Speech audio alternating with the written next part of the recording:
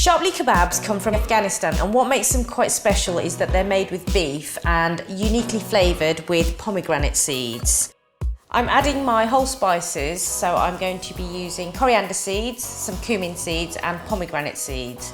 Pomegranate seeds are dried out and they leave almost like a really tangy, nutty texture, and they're used quite a lot in chutneys, just anything that you want a little bit more of a bite to. I'm going to add in some whole flour, whole wheat flour, which is atta, and it's just really for binding purposes. I'm also going to be adding a fine, very finely chopped onion. Just one of those. It gives a nice sort of crunch, but you want them really, really finely chopped. The bigger they are, the more difficult they are to hold together in the kebab. I'm also going to be putting in tomatoes, and these are key again in this recipe. Again, for a little bit of tang, which this dish is quite known for. I'm chopping up 2 green chillies, nice and finely. We want a little bit of heat in these as well. So nice and finely chopped through. Pop that in. And then I'm going to add some ground spices into there. So a teaspoon of salt, or however you want to season it really. Some garam masala for that warming flavour. And I'm also going to add some chilli powder as well. A little bit for colour, but also for a little bit of heat as well.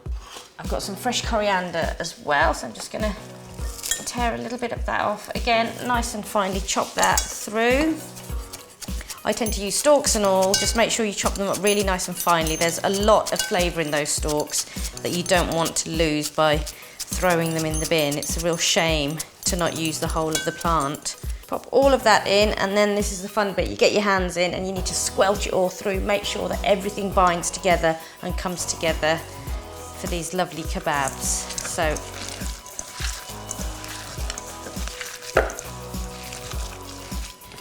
I'm going to add a little bit of oil to the pan to get that going before I start to make them. Little tip for you, put a little bit on my hand before you start to make them, because it stops them sticking to your fingers. So just grab a ball of meat. And these are called chapal kebabs. Another reason why we think they're called chapal kebabs is because they're flat, and they're supposed to represent a chapal, which is known as your slipper. So flat like a flip-flop, apparently, so they say.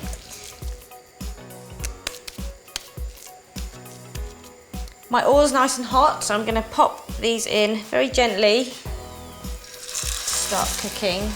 You can do 2 or 3 at a time, however comfortable you are. They don't take much cooking, a minute or so on each side.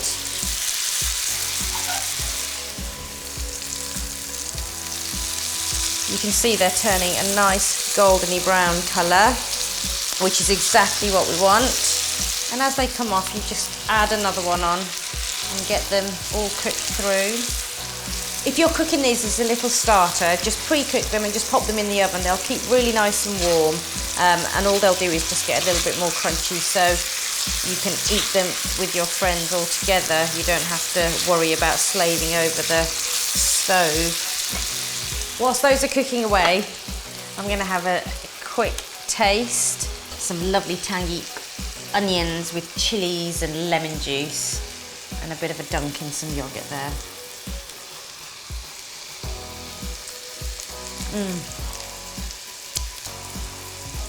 That's really good.